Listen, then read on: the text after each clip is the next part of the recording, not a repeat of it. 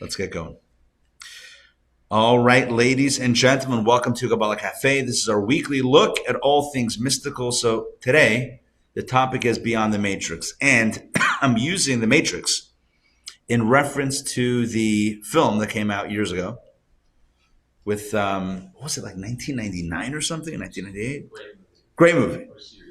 Yes. I don't know that I saw more than the first one, but I feel like that was all that I needed to get a sense of what was going on and what they were doing. Of course, The Matrix is a reference to that Keanu Reeves film from back in the day, in which people discover that reality is not what they think it is, because in truth, all human beings are being used by robots, computers, some sort of other overlords. And by the way, if I'm giving away spoilers, come on, it's been like 25 years. You should have watched it by now. But anyway, it's like where these, computer robot overlords are using human beings or human brains to power their own whatever it is, but they got to keep people alive. They got to keep their brains active. And how do they keep it active? By hooking them up to kind of this simulation wherein the person feels like or believes that they're having an experience, but they're really not having an experience at all. All they are, they're sitting in a chair and their brain is being told it's having an experience of, going through life, but it's not actually really happening. And of course, this is like so trippy and mind-bending, and it was really a breakthrough on many levels in its time. I think even just the cinematography and just how it was shot, there was like a lot of, camera tricks that were used for the first time, or techniques that were used for the first time in the film, including bullet time cinematography, which you can look that up if you want to know what that means. Point is, it's where he goes like this, falls backwards, and the bullets are kind of like slow motioning like by his head. Hey, Caitlin, good to see you. Good morning. So point is that what a groundbreaking movie. I have taught a series in the past, which is probably due for a redo. Okay, that's good. We're going to do it soon. I've just committed. We'll do it soon. Called The Kabbalah of the Matrix. So we'll do that again soon. It was a 3-part series, I believe. We did it probably 2020 or 2021. It was like a Zoom only thing. It was by COVID. We were all like Zooming and everything exclusively.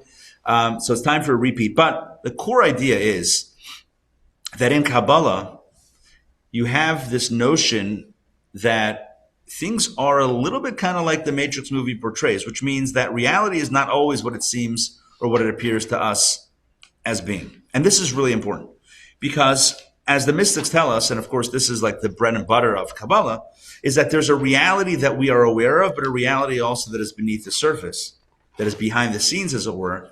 And that might be a very different reality than the one that we typically experience on a regular basis. And I think that, thank you for the heat. We're getting there.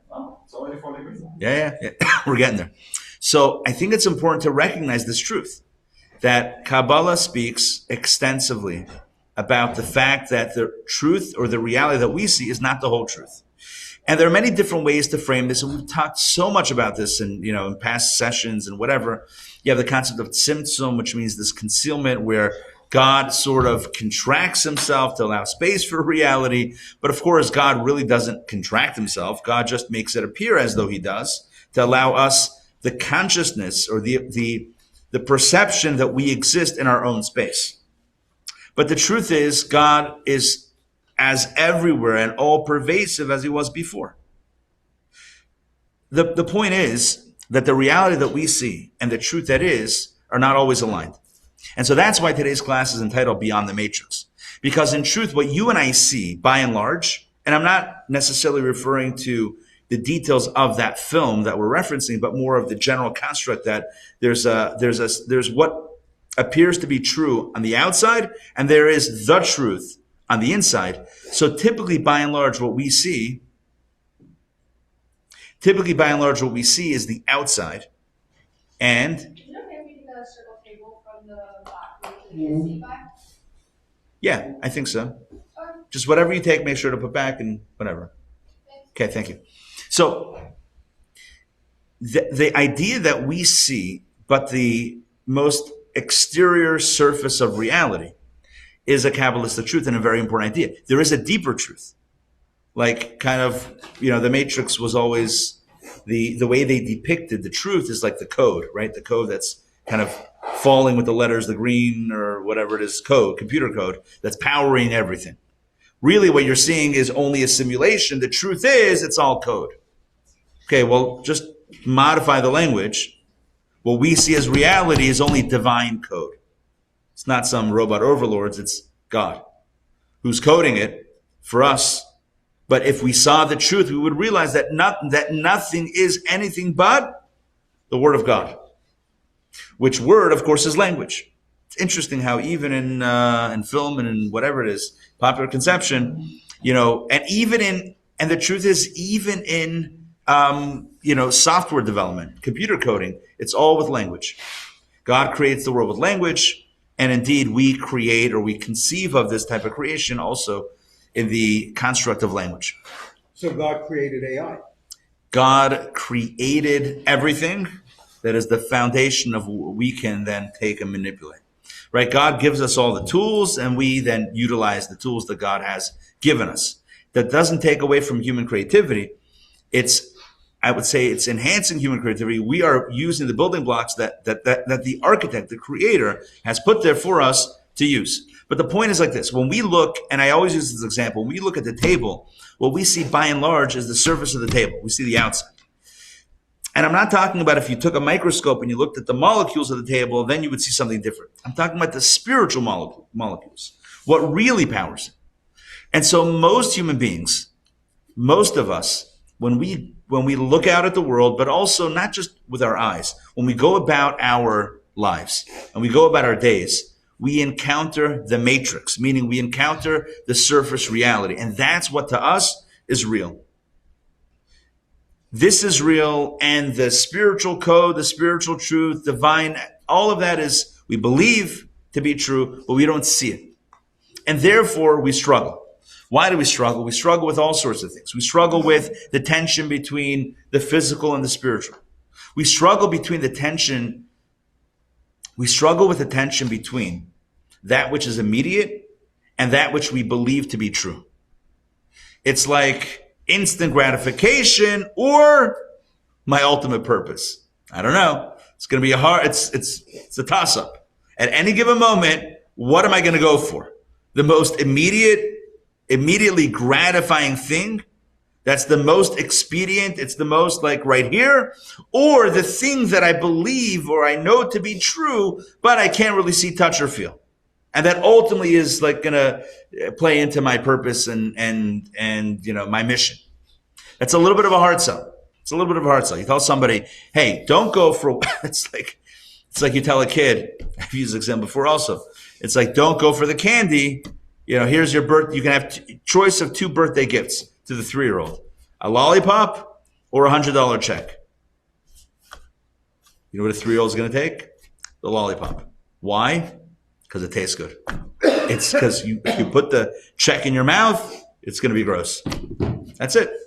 But the child is trained to think or to see in a certain way and perceive what is immediately good, immediately gratifying, immediately tasty. And the check doesn't fit that. Now, you tell the child, you should know that the check is, money. And money you can use for all sorts of things. And you can save it for the future. Okay, thank you very much. I'd love a lick of the lollipop right now. Excuse me. And yes.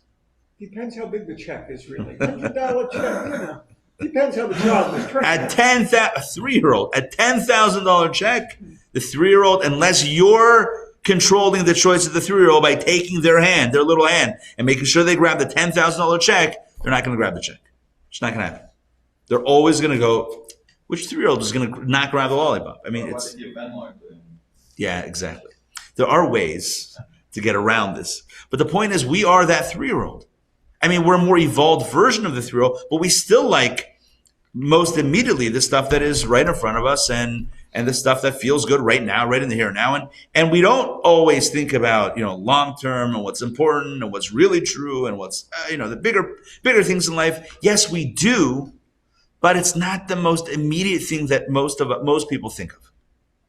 So when you look at something, when you look at someone, when you look at a situation, we most immediately judge by the outside, by the surface, by, in the language of today's conversation, by the matrix, by what it looks like. I don't know if I'm using that right.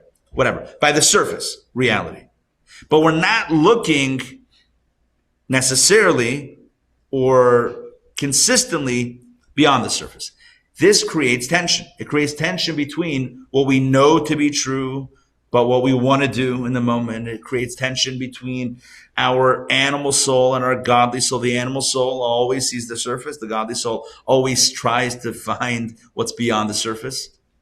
By the way, we have this natural tension inside because of these two souls that are kind of like colliding. They're not really working together. They're really working separately. They have to work together. It's almost like, remember those relay races where you tie two people's legs together? You know, you had like the three-legged race or whatever it is, right? You tie the middle leg, two people side by side together. That only works if you both want to win the race. What happens if you both think that the target or that the goal is on opposite sides? And one guy wants to run that way and one guy wants to run the other way. You know what that's going to look like? That's going to look like a blooper reel. It's like a comedy. You put some comedy, circus music to it, and it's good for laughs. That's not going to work, but that's what happens inside of us. It's like you have the animal soul. Who is it? King Solomon that says, and who realizes, he says, that the spirit of the animal descends below and the spirit of the human ascends above. And the mystics say, though, what King Solomon is saying is not about animals versus humans, but within human beings themselves. The spirit of the animal is the animal soul, and the spirit of the human is the godly soul. Within us, the animal soul pulls us down, and the godly soul pulls us up. Two different directions. The animal soul always sees the outside, always sees the facade or the simulation of the matrix. It says, oh, that looks good. Let me try it. Let me enjoy it. Let me eat it. Let me, experience it. That's what the animal soul always says. The godly soul always says, let's go deeper. Let's look at the source. What are we here for? Not what can this do for me, but what can I do for it? That's the godly soul. So you always have these two opposite poles, and we're stuck in the middle. And who am I? I don't know. I'm both. Who's the real I? Whatever you choose. However you choose to self-identify. You want to think of yourself as an animal soul with an annoying godly soul, like, bugging you to do something good once in a while? Great. You want to look at yourself as a godly soul with an animal soul that serves as the foil? Great. It's our choice. Our self-definition is our choice. You got both programs inside. Imagine a phone that's running both iOS and Android. And someone says, oh, what kind of phone do you have? Now you get to choose. You can run both. At any point, you can switch between both operating systems. You can't run them both simultaneously. At any given moment, your screen is either going to be running, your hardware is either going to be running Android or iOS. But you get to choose. Know what? You toggle the switch. That's free choice. You get to toggle the switch. You pull that lever that decides, am I going to be a godly soul? Am I going to be an animal soul? I mean, I have both, but who am I today? So all of this is by way of introduction to say that the average human being, I don't mean that in a deprecating way at all. Most human beings, and when I say most, I mean the vast, vast, vast majority of human beings. 80-20 rule. More than 80-20. This is like 99.999. Keep on going with the nines. Right? The vast majority of people see the outside, most immediately see the outside, not the inside. Meaning, the vast majority of us, the way we are naturally created, is that the godly soul, which we all have, is enclosed or garbed, in the language of Kabbalah, is garbed, clothed by the animal soul.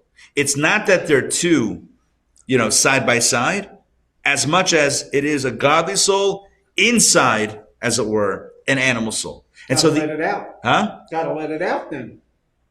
Or very often what happens is the animal soul kind of dictates the godly soul's experience, which means to say, not taking away free choice, but the natural disposition of a human being most human beings by and large is to see the outside and not the inside, and to be driven primarily by what's in it for me as opposed to what my purpose is.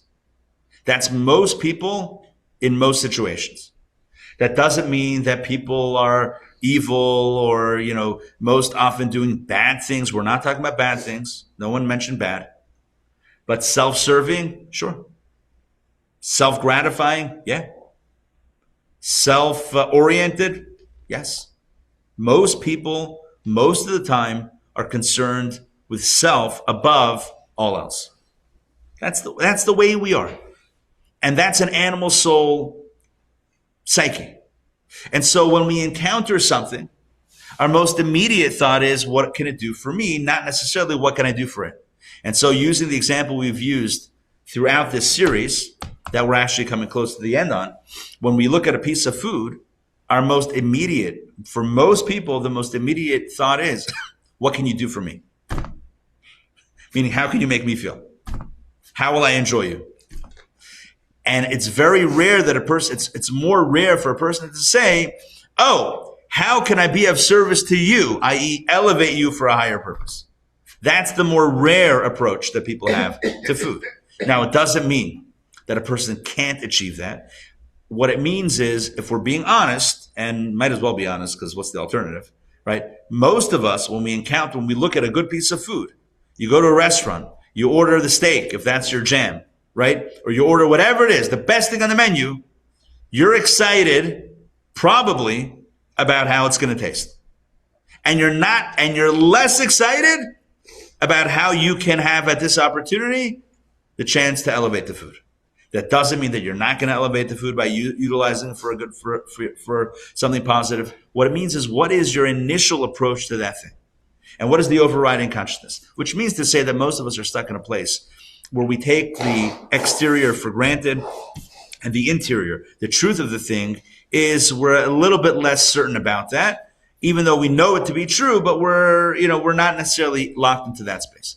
This creates, as I said before, a lot of tension within ourselves between the times that we pray and the times that we study, let's say Kabbalah, like we're doing right now, the times when we align with the truths versus the time when we live our lives and we let these things play out. That's very important to recognize, because there are times, for example, tefillah in the morning, prayer in the morning, or coming to a Kabbalah class, or whatever it is, where you think, you know what? This is true. It makes a lot of sense. Godly soul is real. God is real. My purpose is real. I'm going to commit to that purpose. 3 hours later. And get a free breakfast. 3 hours later, right? Exactly. A holy breakfast. A breakfast to elevate. Okay. But 3 hours later, there you are by the barbecue, right? Getting ready for the big game. And all of that stuff might be out the window. I don't mean to discard that experience and to disregard it and to diminish it. But what I mean to say is, on a practical level, it creates a tension. Because we're so body, we're so animal soul, we're so matrix, simulation oriented. There's a lot of tension between our divine or godly soul aspirations and our material physical reality. And that's how most people live. And then you have the rare exceptions. You have the few, the proud, the Marines. You have the few, the very few, who are just wired a bit differently. It's like Neo in the Matrix, who somehow has been given this gift to, I guess it wasn't always, but at some point, to see through the facade, to see through the simulation, and to see the truth that's on the inside, and to not get stuck on the outside. These individuals, who are the very rare exception, are the ones who, when they encounter something of the physical world, like going back to our example of food, they see it as divine energy waiting to be elevated. They don't see it as a delicious steak with some, I don't even know. They don't see it like that.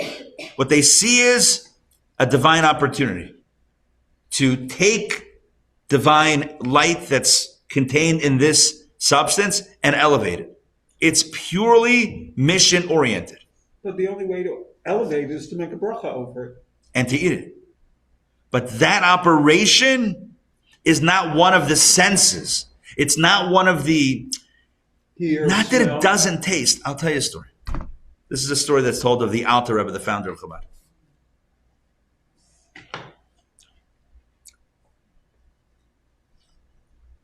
Story goes that one time, so the Alter Rebbe was born in 1745 and he passed away in 1812. Founder of the Chabad movement, and his name, Alter Rebbe, means old Rebbe, or the original, the OG. His name was Rabbi Shneur Zalman, and he was known as Rabbi Shneur Zalman of Liadi because that was a city in which he lived many years. So the story goes that that he was hosting, his family, they were hosting another great prominent rabbi for Shabbat dinner. And so in preparation for this guest, so everybody wanted to cook, everyone in his household, his wife, his kids, they all wanted to prepare the food. But there's only, I don't know what the budget looked like back then and wherever they lived. Too many cooks in the kitchen. Well, hold on. It's about to get there. So turns out no one was communicating for whatever reason. They all decided to contribute. But they all decided to contribute in the same way. Everyone came by and put a little salt in the soup. This is a story that's told. So everyone put a little, I'm going to contribute. I'll put a little extra salt in the soup. But imagine if everybody in the house does it.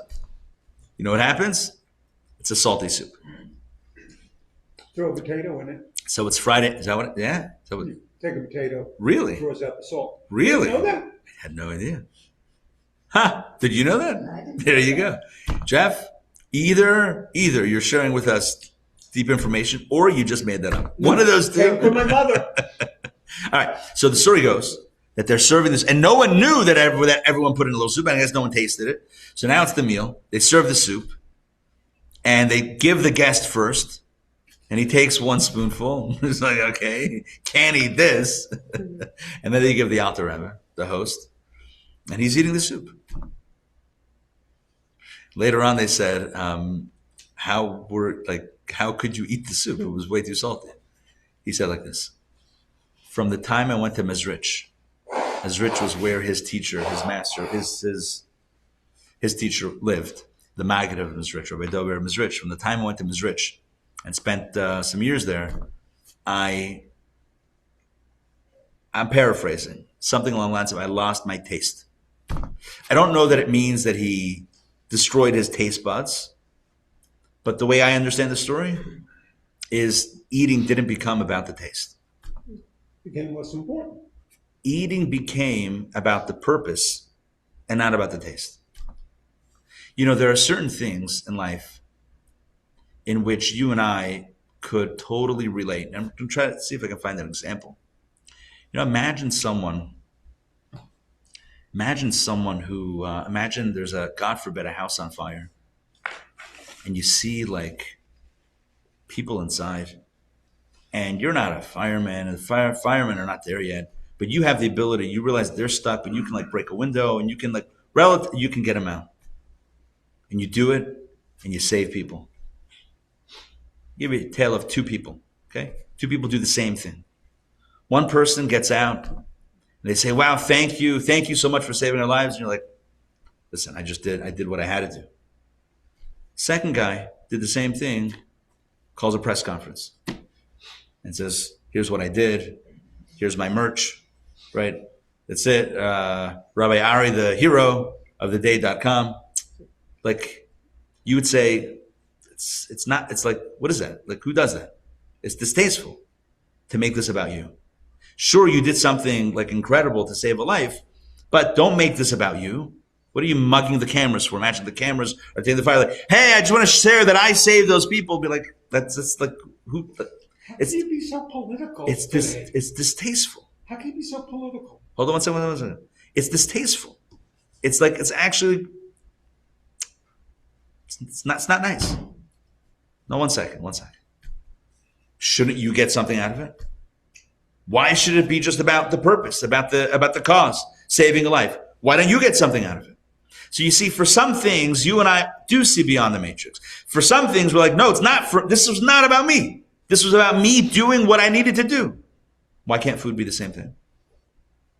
Why can't it be like my mission in life, part of my mission, and the very first mission that, by the way, Adam and Eve were given, the very first mission was about food.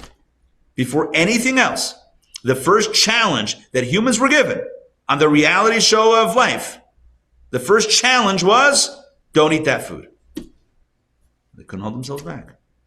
So when we use food, ad nauseum at this point, with these analogies, it's not random. First of all, Kabbalah speaks of it. But second of all, that is the original challenge of the human condition. Is will you be able to align your eating in the right direction? And so for most of us, again, 99.99999% of us, eating food is about the experience.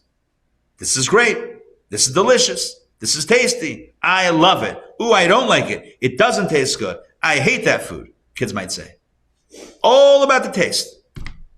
Meanwhile, the 0.000 whatever it is of people who can see beyond the matrix say food is not about the taste. The Alter Rebbe, the soup is salty, I can't eat it. Unless it's a health thing, that's one thing. But like food is salty, I don't like the way it tastes. Why is it about taste? I have a mission. Part of my mission is to elevate the world around me, which also is food. And therefore my mission is I'm going to elevate this by consuming it and then utilize the energy for a higher purpose.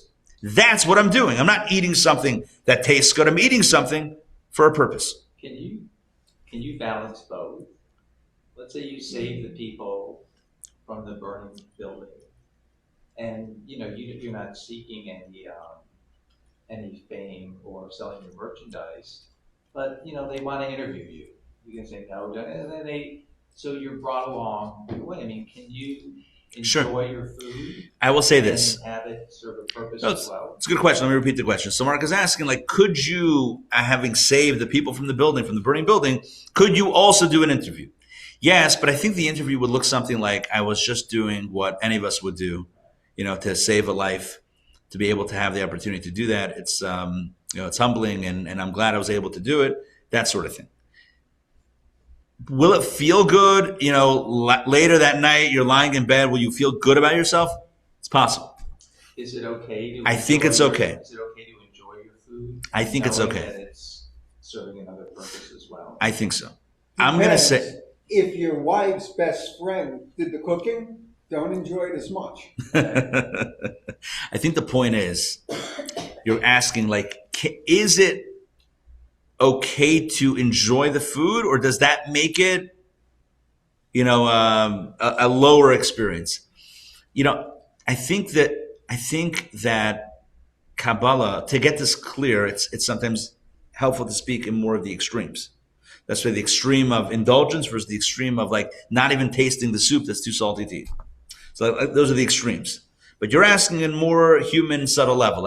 What if I know the purpose and I'm committed to the purpose? I'm eating it for the purpose that I've been entrusted on this earth to do. But I also happen to enjoy it. Does that make it a problem? I don't think it does make it a problem. I think it's okay. But the question is, what do you see, and what's the priority? What is the priority? Am I here for me, or am I here for the purpose? But what I think what it gets down to is, what do I see? When I look at something, do I see the outside? Do I see the inside? If I see the outside, then I'm most likely going to relate to it on a surface level and relate to it on a what can you do for me level. If I'm looking and I see it and I see past the outside toward the inside, meaning what is its purpose? What is my purpose? Then I'm more likely to engage with it on a purpose level. All of this leads us to, so now let me just recap what we did last week and then springboard into Shabbat food and then keep on going with this. And we're going to finish the chapter. I think it's chapter 8 inside. So last week we spoke about 3 things. We spoke about 3 experiences of the soul's process of getting to paradise, Gan Eden, in the afterlife. We spoke about Kaf HaKela, the slingshot, Chibut HaKever, purgatory of the grave, And then we spoke about Gehinnom, which is the general word for purgatory. We spoke about Gehinnom Shel Eish, Gehinnom Shel Sheleg, fiery Gehinnom purgatory, icy Gehinnom purgatory, different types. And I explained last week, again, just to kind of like reset this to go further, I explained last week that, for example, the idea of Chibut HaKever, purgatory of the soul, exists because of what we're talking about. Because even when a person has done the work of elevating the food and elevating the sparks, the physical, getting back to your question almost, the fact that sometimes we approach the food, maybe often, right? Surface first, about the pleasure, not about the purpose, that itself gives a trace of a negative experience, and that has to be shed before the soul can move on. Yes? What about someone who eats the food, enjoys it, not thinking of purpose, but then they see someone drowning, they jump in and say, It elevates it. even though they have no idea. It elevates it afterwards, but it's still, according to Tanya, that is a classic case. That would require Chibut HaKever. That would require that, it would require to get rid of the initial experience that was not mindful. Yeah, that's hard for me.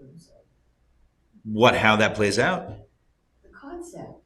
I mean, they're a good person, they jump in. Oh, yeah. I'm with you. I'm not, They listen, have no I'm not designing,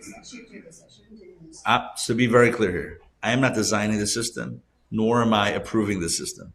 I'm just sharing what it says in Kabbalah. Okay. I'm not necessarily comfortable with this.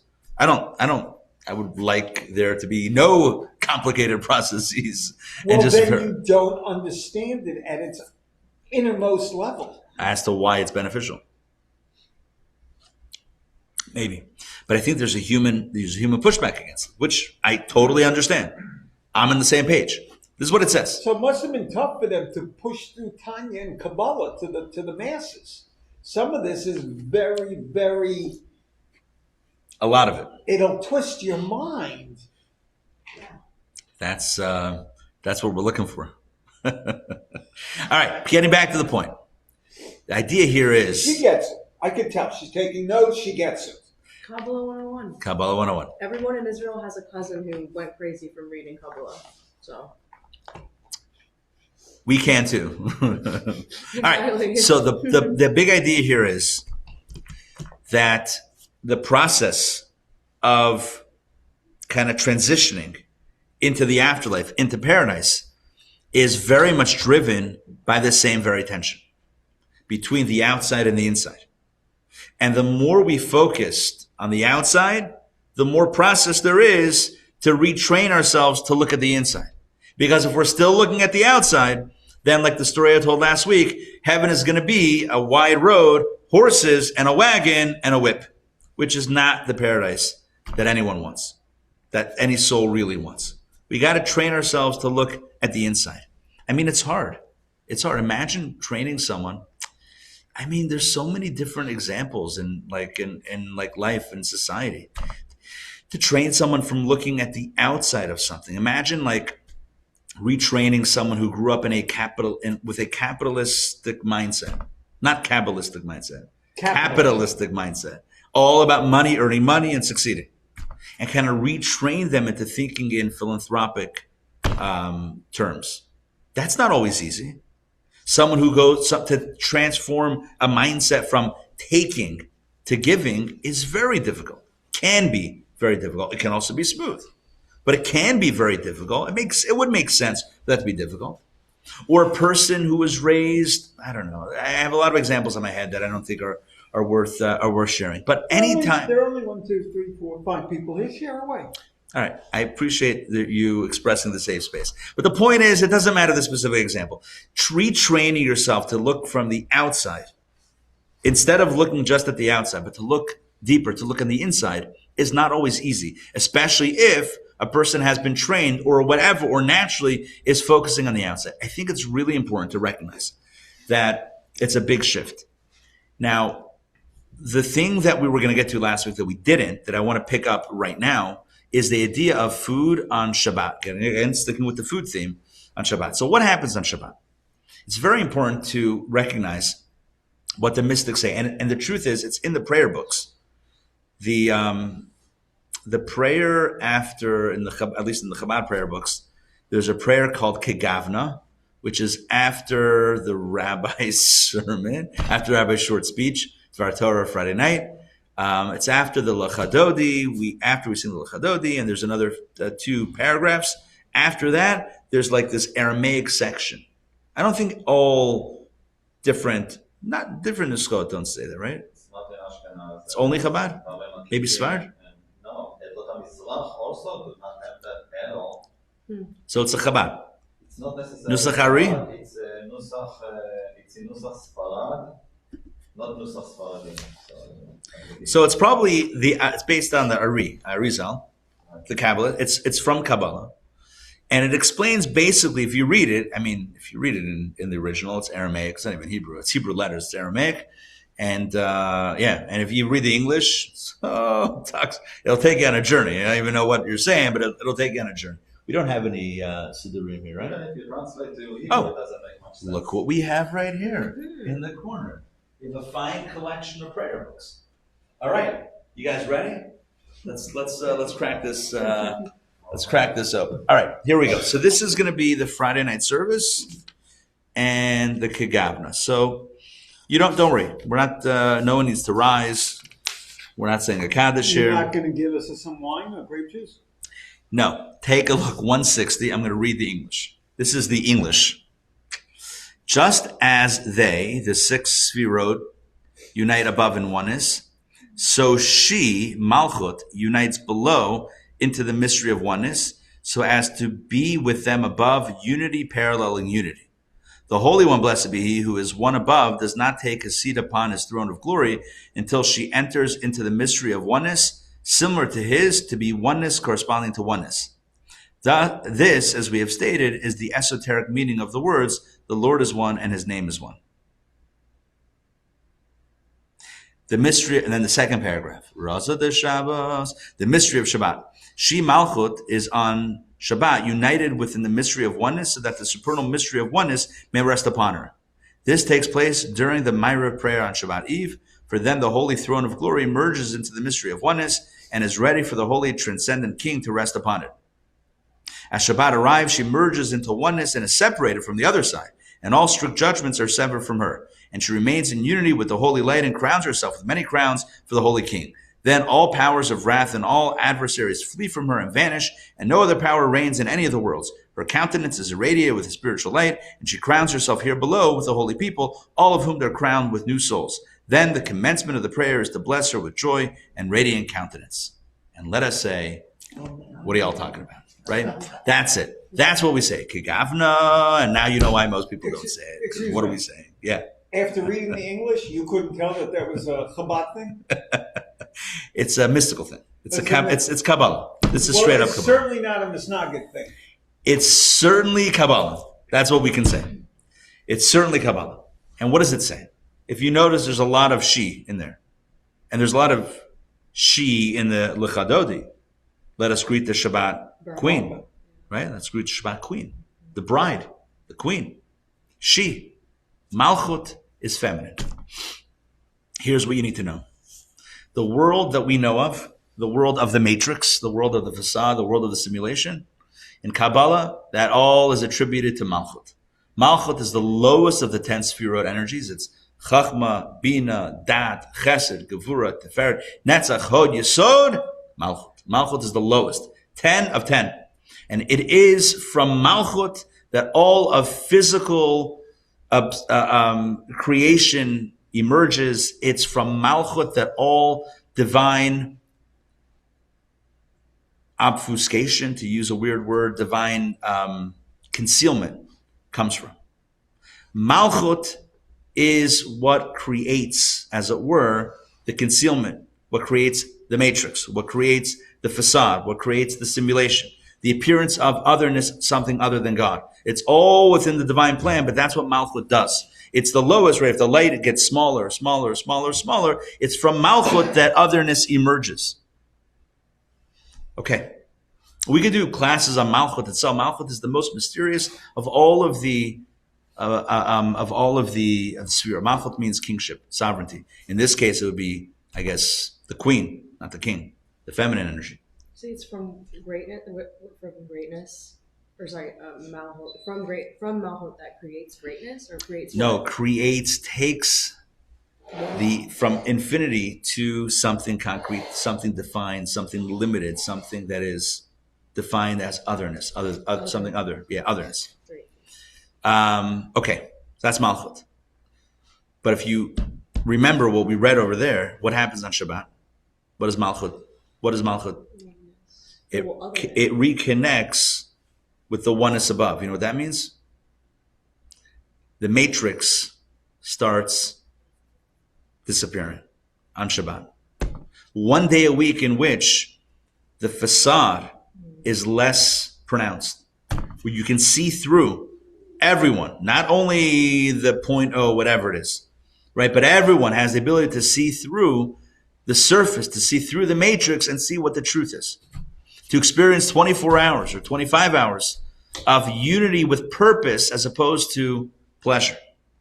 And so that is the energy of Shabbat. On Shabbat itself, we call it the Aliyat HaOlamot.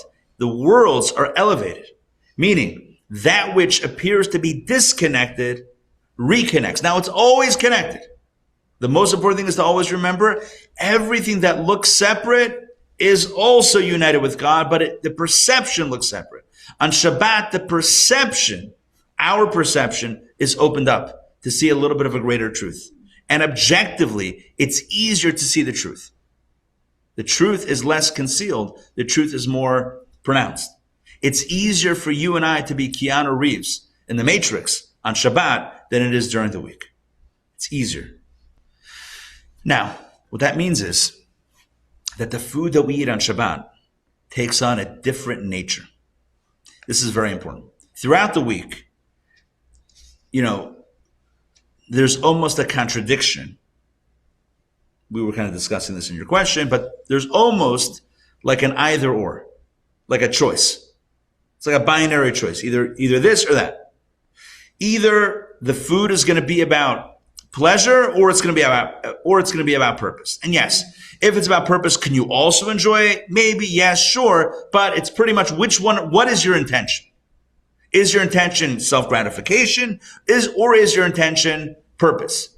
The stark example that I gave is when thinking about saving a life from the burning building, are you doing it? Are you motivated by your fame or by saving a life?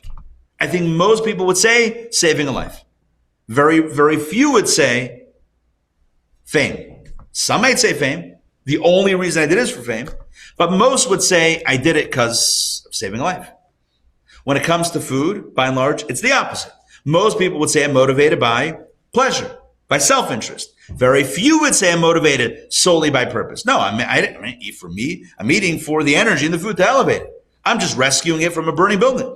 I'm rescuing the energy from a piece of sushi. What's it going to do in the sushi? What's divine energy doing in sushi? Sitting there, waiting to be rescued. I'm going to rescue it. Very few would say that. So again, that's why I gave the example before to get a picture of the inverse. On Shabbat, things shift. Let's move away from the mystical concept of Malchut ascending above, oneness, paralleling oneness, and let's talk about this in more maybe understandable terms, the way I mentioned at the end of last week's class. On Shabbat, there is a mitzvah of oneg Shabbat, which means to enjoy Shabbat or to have pleasure on Shabbat. And the way that that's quantified in Jewish law, because again, every mitzvah has to be quantifiable. You can't have a mitzvah that doesn't have a beginning, middle, and an end. If a mitzvah is, vague, then you can't do it. It's not actionable. So what is the mitzvah of oneg Shabbat, of having pleasure or enjoying Shabbat? What does it look like? So in the code of Jewish law, it says that how do you enjoy yourself on Shabbat? By making sure to eat a good meal. Actually, 3 good meals. And you know what? Maybe in 2026, it's not a novel thing. It's not like crazy. But for many people, for many years, to have meat at a meal would be a luxury. It's not something that they would do every day of the week. On Shabbat, basar, vidagim, meat and fish. Can you imagine meat and fish? Imagine the shtetl. You got meat and fish at a meal? What are we? The Baron? What is this? Like, who are we? Shabbat, yeah. And wine. Wine also. Wine and fish and meat. Gewalt. Okay, the fish, they had to stretch. Gefilte fish. They couldn't just serve a fish. They put in carrots and onions, and they made it. They got the most out of the fish, and maybe the meat they also did something with it to expand it. But yeah, fish and meat and wine, it's luxury.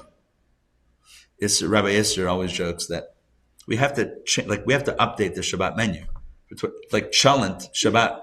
Yeah, you ever hear him say that? He's anti-chalent. He's anti-chalent. He always jokes. One second, he always jokes like this. Salads. Back in the day, to have a piece of meat on Shabbat was amazing. So you put into a chalent, you put beans and barley and potatoes, you got a whole thing. But in 2026, you would never go to a restaurant and order a chalent. On Thursday night, you would. Okay, but by and large, you wouldn't. So if that's the case, Shabbat, we should not go down. We shouldn't downgrade our eating. We should go upgrade. The point is Shabbat is an upgrade. But here's the larger point. The larger point is that while throughout the rest of the week, there's a binary choice between pleasure or purpose, on Shabbat, the pleasure is the purpose. You with me on that?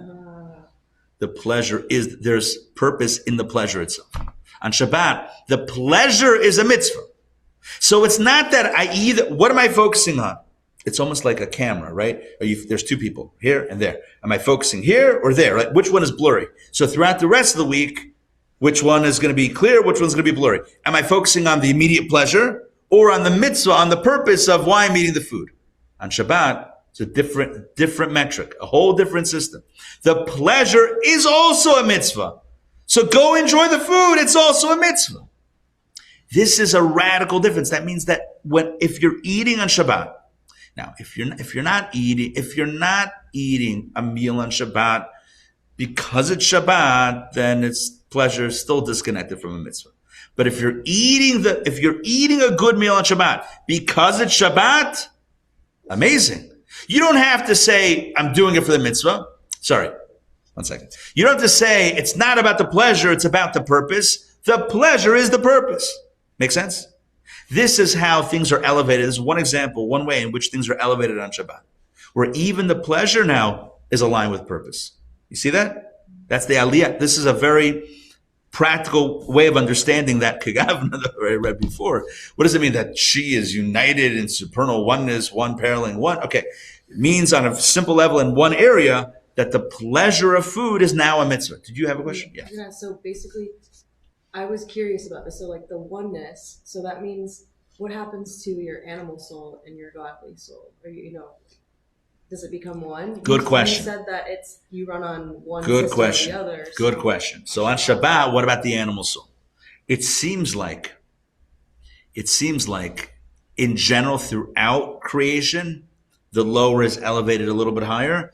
I don't know that it means that every element of pleasure of the animal soul is therefore made into a holy experience.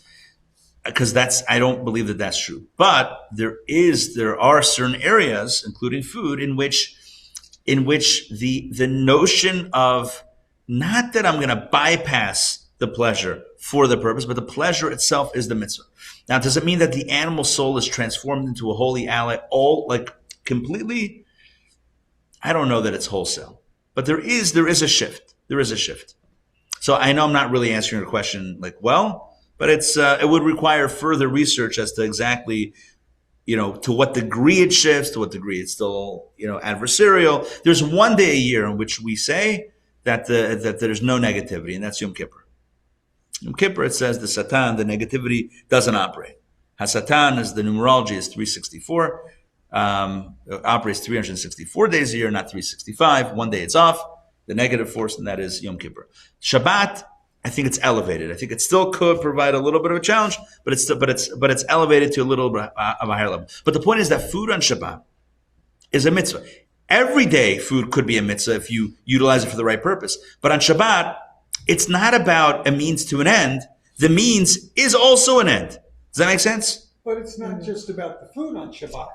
Your clothing elevates Shabbat. What you put up, you know what I'm saying? There are lots of things that elevate. I'm with you. Oh, what about Friday night? I'm with you. Here's the point, though. The big idea is It's for night.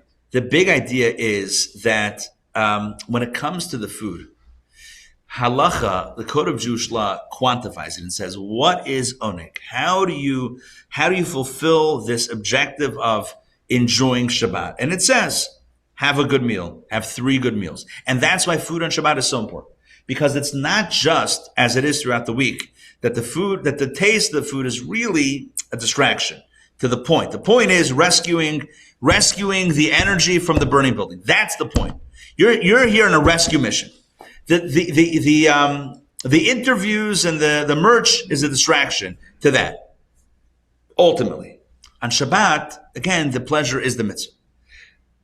What's interesting is that for the people, one second. What this means is that for you and I on Shabbat, if you sit down to a Shabbat meal and you're having the meal because it's Shabbat, right? Friday night meal, you have people over, your family, friends, whatever it is, or even yourself, and you're having a good meal, you don't have to worry. Am I eating it for the right reason? Am I not eating it for the right reason? Enjoy it. It's simple. You know who else doesn't have to worry when they eat a meal? The 0.0000 whatever percent. Because every time they eat, it's always purpose driven. So throughout the rest of the week, we're always trying to check ourselves. Wait, hold on. Am I getting distracted by the outside or am I remembering the purpose? On Shabbat, you don't have to worry about it. Just eat it and enjoy it. That is the purpose. In a similar way, who else doesn't have to worry when they eat? The tzaddik.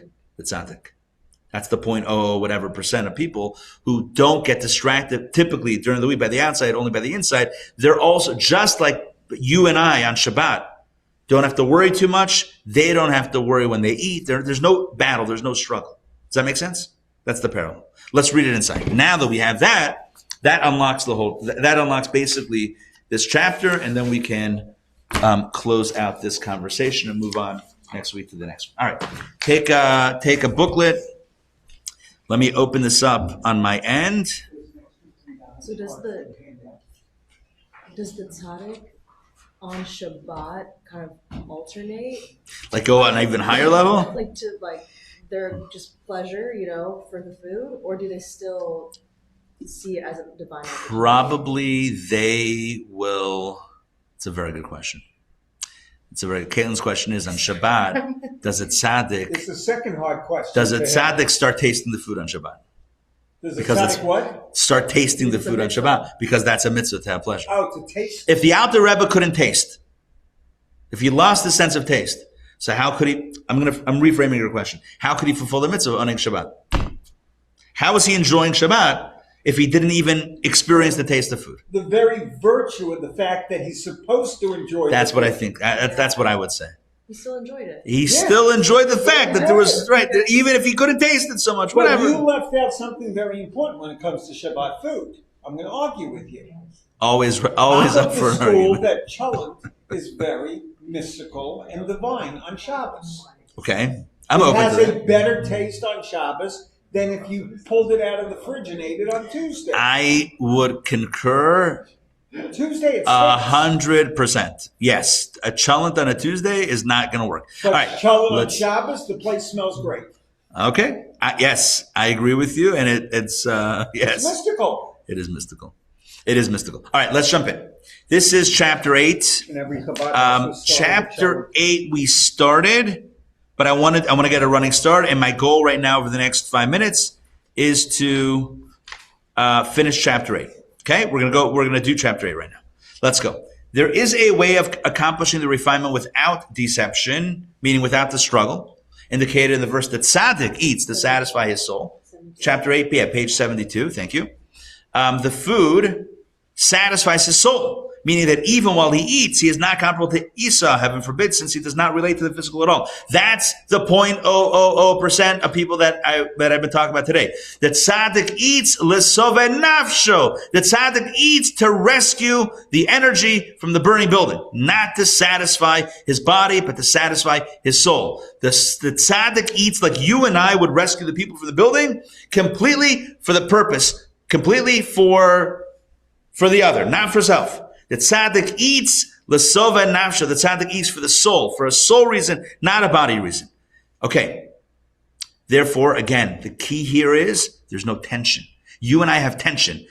Which one are we gonna get caught in the body, or are we gonna like block it and go to the soul? The tzaddik doesn't have to worry about that.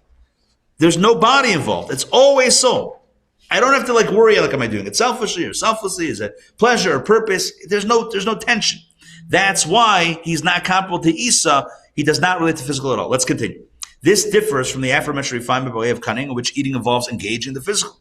Since he can relate to the food, meaning you and I can relate to the food and enjoy the food and like the food and are attracted to the food, and it becomes his flesh and blood, his body will later require cleansing. The simplicity in what is written in Tanya, unless one had never derived enjoyment from this world in his life, as was the case with Rabbi Ari Sollish, the great author of the Mishnah, who lived, 1,800 years ago. So, other than him, pretty much everyone else has some attachment, unless you're a tzaddik like Rabbi Ari Sollish. Let's continue. However, a tzaddik, again, just to wrap up this conversation, a tzaddik eats to satisfy his godly soul. Look at this. Just as on Shabbat,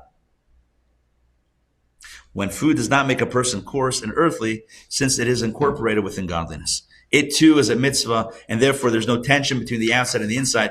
Who also eats in a way that there's no tension between outside and inside? The tzaddik. The tzaddik always eats like that. You and I, on Shabbat, have no tension. Now, in the parentheses, he asks the question. He asks the question because in Tanya, in chapter 7, it says that eating food on Shabbat is like eating for the sake of heaven. And we've said it's not like eating for the sake of heaven. Eating for the sake of heaven means I could have eaten for pleasure, but I'm eating for the sake of heaven. Meaning there's still tension. But I'm choosing the right purpose. But on Shabbat, we said, you don't even have a choice. It's all automatically elevated. So he deals with the tension. He doesn't resolve it in the parentheses. But don't we have to have the concept in our mind You have to have we're eating for that purpose? But eating for the sake of heaven means, l'shem shemayim means, I could have eaten for pleasure, but I'm not. But on Shabbat, even the pleasure is the purpose. So that's why he asked the question. Tanya chapter 7 compares eating on Shabbat to eating for the sake of heaven. This requires explanation, meaning he's saying that doesn't seem to fit here. For on Shabbat, the two fiery flames of Erev Shabbat extinguish I love this. The two fiery flames of Erev Shabbat, I'm assuming this is the Shabbat candles, extinguish the evil of Noga. That's the evil of the surface. As stated in the Eitz Chaim, which is Kabbalah, and it's of the Arizal, and its goodness becomes incorporated within holiness. As we said, there's an elevation of reality, meaning that even the pleasure becomes a mitzvah. However, elsewhere, this is wrong. And however is not the answer. We're asking a question, and we're still with the question. It's not however. However seems to imply that we're answering the question. And elsewhere it explains that the delight of eating on Shabbat is the enjoyment of the godly soul, which is what we've been saying. That the pleasure of Shabbat, the pleasure of eating on Shabbat, the physical pleasure of Shabbat is actually your godly soul's pleasure, not your body's pleasure. Meaning it's a mitzvah now. So your godly soul is also having pleasure, and that's the primary pleasure. And so he leaves it as a question in the parentheses. He doesn't answer. Don't let that whoever translate this, I don't know, but the however seems to imply that he's answering the question. He's not. He's leaving it as a question in the parentheses. So so just forget the pilpul, forget Instead of using however, you could use the word alternatively. No, it's not alternatively. And elsewhere, meaning and elsewhere it explains that the delight of eating on Shabbat is the enjoyment of the godly soul, which means that it's a whole mitzvah. It's not eating. Again, you have two different things. There's eating l'shem shemayim, which means I could eat for pleasure, but I'm going to eat for a higher purpose. Versus Shabbat food that's already locked into the higher purpose. It's that tzaddik's eating is locked in, Shabbat eating is locked in. And so he says, why in Tanya does it say in chapter 7 that eating food on Shabbat is like eating for the sake of heaven? No, it's already locked in. Good. He doesn't answer the question. What is the answer? I don't know the answer. He doesn't answer it. How could I know the answer? Let's continue. This is because, but let's get back to the main point. This is because on Shabbat, a revelation of godliness shines. And therefore, the food is elevated, the experience is elevated, the pleasure is elevated, the whole thing is a mitzvah, and there's no tension. Enjoy it. You don't have to battle yourself. It's not like, if I'm enjoying it too much, then I might forget about the purpose. No, enjoy it. It's a mitzvah. Similarly, tzaddikim achieve a state of mochen degadlut in their prayer. Tzaddikim, the righteous, the 0.0% achieve a state of spiritual maturity when they pray. They achieve a revelation of godliness at a level that transcends that transcends the entire matrix and transcends the manifestation of godliness in worlds. Meaning they are locked into a place beyond the facade. For this reason, they do, 76, not need to exert themselves in prayer because they're not battling themselves. In prayer, you and I battle between ego and God. Tzaddikim don't have to battle because they are operating on a level beyond ego. They're able to accomplish the refinement automatically without getting involved with the physical. Imagine someone who does not see the facade, does not see the surface of the matrix, and is dealing with the core, dealing with the code. Tzaddikim are locked into the code. They're not struggling with the outside. Most of us struggle to go from outside and to break inside. They're already locked into the inside. There's no tension there. When they eat food, it's about the purpose. They're not worrying about, am I going to get too caught up in how the steak tastes? And did the wings, were they barbecue sauce or habanero, whatever it's called? Like, it's not seasoned the way I like it. What are you talking about? You're living in a world of wings? A tzaddik is like, what are you saying? We live in a world of purpose. I'm here to elevate. How the wings taste, what they look like. What are you talking about? It's crazy. So there's no tension there for the tzaddik. Let's continue. This is alluded to in Jacob's other name, Israel. Remember, Yaakov was given a second name, Yisrael, Israel. He was called thus for you have striven with God Elohim, indicating a name that transcends the refinement of Elohim. You have striven with Elohim. I don't know what the word striven means, but it's kisarita in Elohim yachalta. You have struggled with God, Elohim, and you have overcome. Meaning you've transcended Elohim. You've transcended the facade. You've transcended the matrix. Yisrael signifies Yaakov having mastered the matrix. It's like Lahavdil at the end of the first movie of the Matrix. He's now flying. Why can he fly? Because the rules don't apply. Once you get beyond the facade, the rules don't, not rules of right and wrong, but like the limitations of reality are not applying. On this level, the tzaddik is also, Yaakov, I don't mean he's flying in the air, but he transcended Elohim. Because of divine, let's continue back inside third line, in the Israel paragraph, at the end of the third line. Because of divine revelation, the refinement is automatic. And there is no need for cunning and trickery in order to interact with the physical. Meaning, you don't have to trick the facade to get in. You don't have to break the code. You don't have to hack the system to get in. You're already on the inside. Regarding this, it states, your name shall no longer be called Yaakov. Jacob shall not be said that Jacob took the blessings by way of deceit and trickery, but rather Israel shall be your name in the manner of a minister, sire, and nobleman. You have access to the code. You have access to on the inside. You're not struggling with the outside, trying to get into the inside. You're already on the inside. Now, we have one more question that remains in this conversation. The final question here is, well, then why, and this is a question we asked all the way at the beginning of the book, all the way at the beginning. Why is it that all of the great righteous people who God changed their names in Scripture, once it's changed, you don't go back to the old name? Avram became Avraham, we don't go back. Sarai became Sarah, we don't go back. Hosea becomes Yehoshua, we don't go back. Right? Hosea ben Yeshua, the successor of Moshe. Why is it that Yaakov becomes Yisrael and we call him Yaakov? What's going on? Why do we revert? Especially now. If he mastered. That's a good question. If he mastered the Torah itself says. The Torah itself. The Talmud asks the question. How do we use it? The Talmud asks, because the Torah itself reverts. But that just shifts the question. Why does the Torah revert? Once his name was changed, why not lock in? Especially now, we have a question. If he rose to this level of the tzaddik, if before he was struggling with food, am I eating it for pleasure, or should I eat it for a purpose each time he's struggling? But now he's no longer struggling. Now he's locked in like a tzaddik. Why call him Yaakov again? That implies the struggle. But he's past the struggle. He's conquered the struggle. There is no more struggle. It's Shabbat constantly. So what's going on? You know what the answer is? Let's go. Nevertheless, the name Jacob was not removed. This is because the aspect of cunning and deception is also necessary in one's service of God. And this method is for most souls, i.e. for those who are not tzaddikim, from the refinement is accomplished by way of trickery, as explained above. Yaakov's name is not his own, it's also us. And since we are both tzaddikim and non-tzaddikim, he also has to have both names of Yisrael and Yaakov.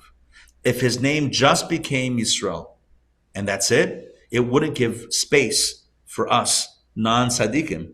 Like who would be our father? Who would be our role model? The only role model we would have is someone who started off like you and I, but graduated to a tzaddik and never looked back. But we who are not tzaddikim yet, what would we say? Oh, you could become a tzaddik one day, but what about right now?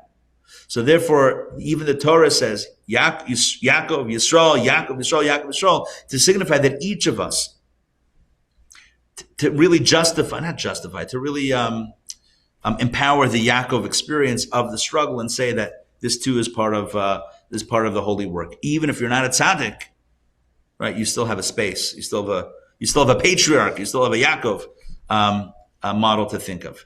Like I said earlier with my example of the burning building, I wasn't just giving an example of areas in which you can understand what it's like to be a tzaddik, because you wouldn't even have thought of it otherwise. I think it's important to recognize that there are areas, like I mentioned a few weeks ago, there are areas in which each of us is a tzaddik.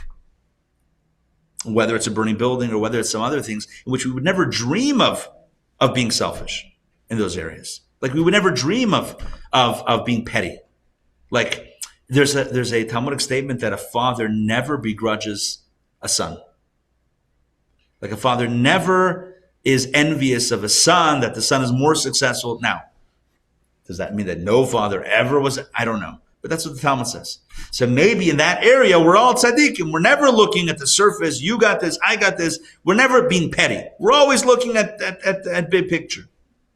Whatever your area is, you are Yisrael. The point of this is, I think, everyone is a Yaakov and a Yisrael. That's why he got both names. That's why both names stuck with him, to tell us that you and I also, even if we're primarily Yaakovs, Jacobs, and not Yisrael, not Israel's, there are some areas in which you can be in Israel. Some areas in which you are in Israel. Some areas in which you are Yisrael, in which you have achieved mastery over the surface, in which you do look beyond the facade. And so, like I mentioned again a few weeks ago, I think the goal is to take one experience in which you're Yaakov and elevate it to Yisrael, and one experience in which you're, I don't know, maybe not even Yaakov yet, and move it to Yaakov to be successful. Remember, Yaakov is the one who's struggling but succeeds. Yisrael is the one who's not even struggling. So to take one area maybe which we're not succeeding and succeed, elevate it to become a Yaakov, still will struggle but succeeding, and then take one area of success and make it easier for ourselves, to make it in a way where we're not even struggling with that anymore. How do we do that? Again, it's not magic. It's hard work, and it's divine assistance, siyata d'shmaya, divine help. And it's recognizing, it's getting so locked into purpose that anything else seems spiritually immature and not befitting us. All right, so that's it for this week. Make sense? Yes, sort of.